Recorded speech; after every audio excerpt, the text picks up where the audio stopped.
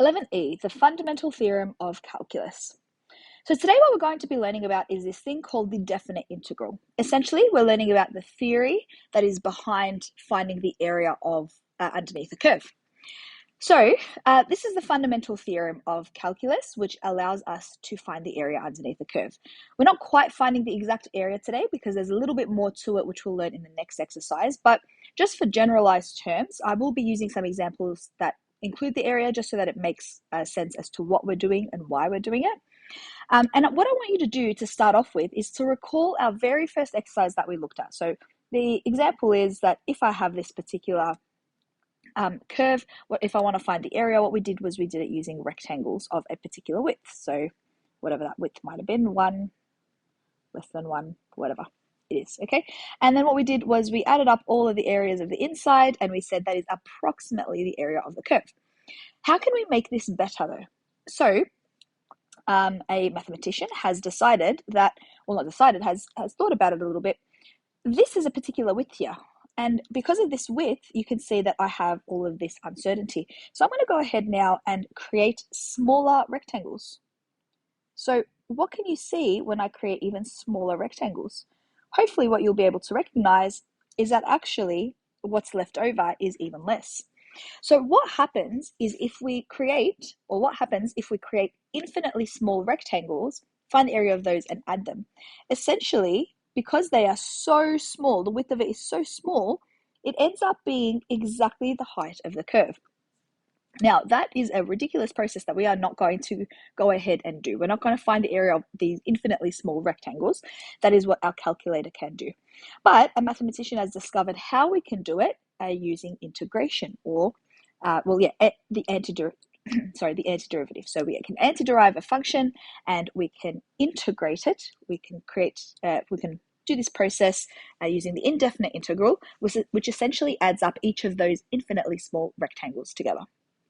So that's the theory behind how we can find the area underneath the curve. It's by making those rectangles super, super small. So how do we actually do it in terms of the theory of it? So what is it that you need to do? This is what we call the definite integral. It's actually more of part 2 here, or the second dot point. You'll see parts of it that's familiar. So we've got that integral sign of a particular function, and it's between the bounds of a and b. So that's the new part. We are going to bound it between two values. So if I want to find the area that's from a to b, I will write that a as my lower limit and b as my upper limit. How do we do it? Well, we're very used to anti-differentiating the inside function, but now that we've got bounds, we actually don't need to write our plus c and find a function. All we need to do is we need to say, okay, well, what is the value of this anti-differentiated or integrated function when x is b? What's the value when x is a? And subtract them. What does this do, each individual bit? So f of b, what that would do is find the area underneath this curve from the start of the bound until b. And then for a, what that does, you might guess it, finds the area from a, from the start to the bound of that curve. What happens when I subtract the two? So if I subtract the pink and the blue, I'll be left over with this little section in between. So that's what I'm doing there. That is the same as finding those infinitely small rectangles and adding them together. So even though this seems a little bit confusing, as soon as we start applying it, you'll find it quite straightforward because it's very simple. It's very similar to what we've already done, except we've just now got these little bits of putting in the upper and lower bounds. So the definite integral, which recall we previously were using the indefinite integral, which had no upper or lower limits. So some properties of the definite integral. I'm just going to use this as my little reference curve. So the first thing I can see is that if I'm trying to integrate between the same value, same upper and lower limit, a and a. I mean, I know that looks like a and I know that looks like 0, but pretend that a is over here for a sec. What that's saying is I want to integrate between a and a. That's one point, that's one dimensional, which means it has no area. So if I'm trying to integrate between the upper and lower limit such that it's the same value, it is always going to be 0. I can also split my area up into 2. So if I want to integrate between a and b, I can integrate from a to c and then c to b. This might seem a bit pointless right now, but you will see a few examples where it's going to come in a little bit in handy. Point 3 is very similar to what we've looked at before. If I have a constant, I can just pull it out and it ends up being the same. Part 4, if I've got more than one term, I can separate them out. And part 5 is quite interesting and very useful as well. So if I'm integrating between A and B, you might have noticed in the diagram before, what I was doing is I did the area of the larger minus the area of the smaller. If I were to do, however, though, the area of the smaller part minus the area of the larger part, I'll of course end up with a negative number. So to be able to reverse that or make it a positive, I can put a negative in the front. So all this is saying is that if you instead integrate from the larger limit to the lower limit, you'll end up with a negative answer. So that's it. Those are your key properties of the definite integral, which we're going to apply to our examples. Okay, so starting off, evaluate each of the following definite integrals. Note that we're not quite yet finding the area. So even though I've used area as our examples, we are not finding the area yet. So part A says evaluate this. So from 1 to 4 of that function, what I can see is that it's a function divided by another function. So I first have to separate it out. X squared divided by x squared is 1. And I'm just going to take this to the top just to make it a little bit easier. Okay, so here we go. Here's the process. So 1 becomes an x when I anti-differentiate. And for this one, I add 1 to the power and I divide by the new power. So that ends up being a negative. So I'm just going to put that negative there. And differently to what we've done before is we write our brackets. So it's going to bind it and it's from 1 to 4. Now what we're going to do is we are going to substitute in 4. So that's the area of the larger bound. And then we are going to substitute in 1. And that is the area of the smaller bound, and we're going to subtract the 2. So let's go ahead and sub in x is 4 to start off with. So that'll be 4 minus, and then 4 to the power of negative 1. So I'm just going to write that at the bottom there. And what I like to do is put it in brackets so that I don't confuse the fact that I'm about to subtract this second part. So that's going to be 1 plus, well, that can just go straight to a negative, 1 on 1. Okay, it's very important that you put this negative because I have to subtract each of these terms, not just one of them, each of them.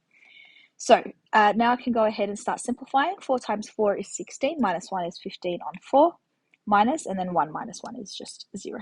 So that's actually quite nice. So that answer there is going to be 15 on 4. If this were an area, we would write units squared, whatever the unit might be. But in this case, because it's not an area, we're just going to leave it as a specific value.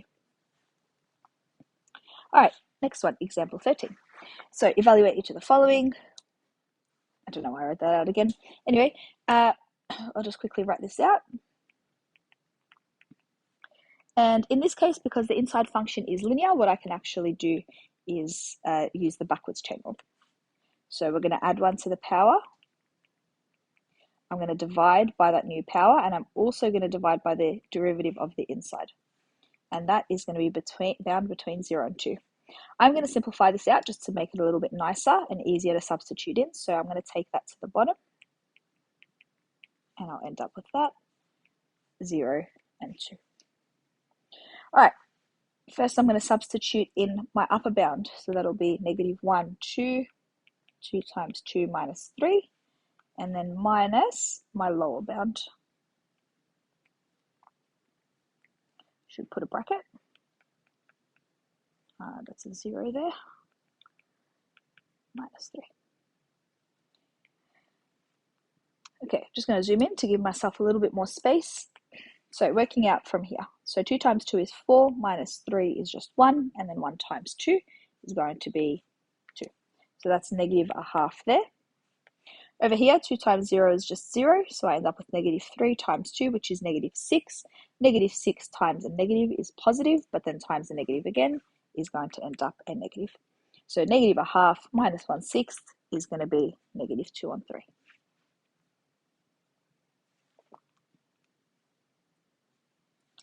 Part C. So I'll quickly write that out.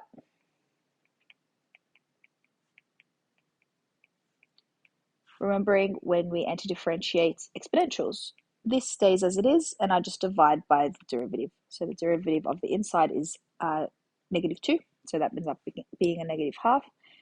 This stays as it is, divide by the derivative of the inside, which is 2.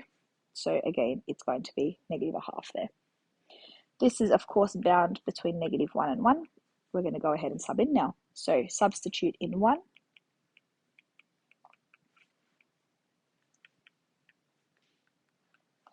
Minus, very important to include the bracket, and we'll go ahead and write this in. Now I've run out of space. I'm just going to make this a little bit smaller.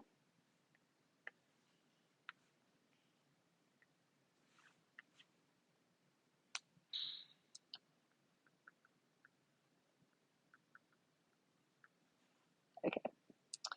So let's start working out all of these. So that's going to just be -2. So that's a half e -2. This will be minus a half e2 here. Now I need to just expand that negative in. So that's going to be plus a half e positive 2, because 2 times -1.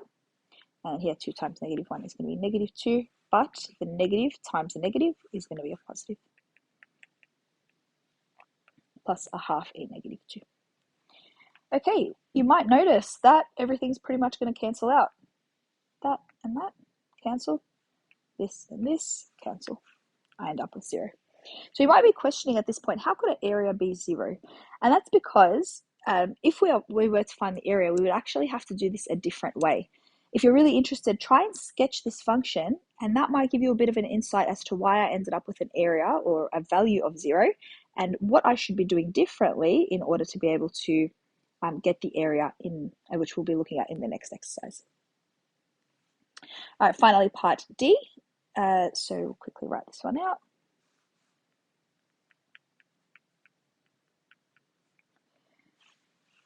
And when I write this out, I might just put that straight away to the power of -1. Actually, it doesn't really matter because it's going to become a log anyway. So that's going to be log ex minus, now this stays as it is, and I divide by the derivative. The derivative is a half, and then when I divide by a fraction, it flips, so it's going to become 2. Sub everything in. So that's log e2 minus 2e2 on 2 minus log e1 minus 2e1 on 2. And you could see how easily that mistake could have happened just then if I didn't put in the brackets. I could have just thought that was a negative, but in fact it's a positive because I need to expand that in.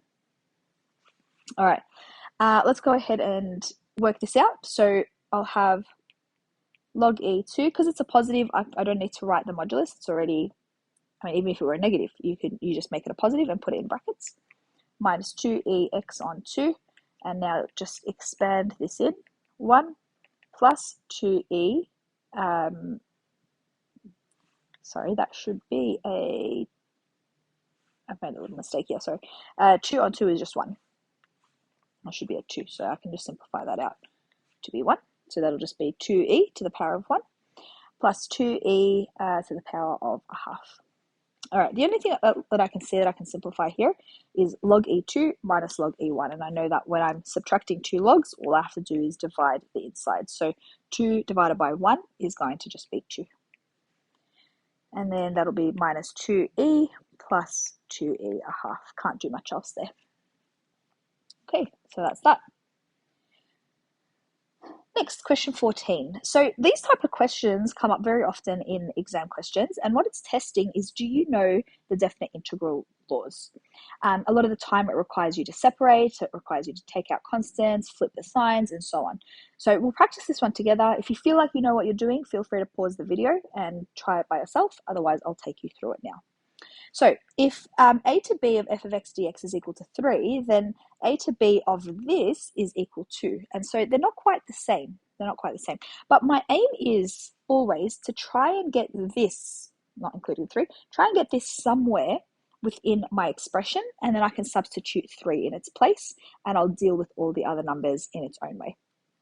So the first thing I'm going to recognize is one of the laws, I think it was law 4, said that if I have multiple terms, I can separate them out into their own integrals. So I'm going to separate this, and I'm going to separate this. I've just taken the negative out,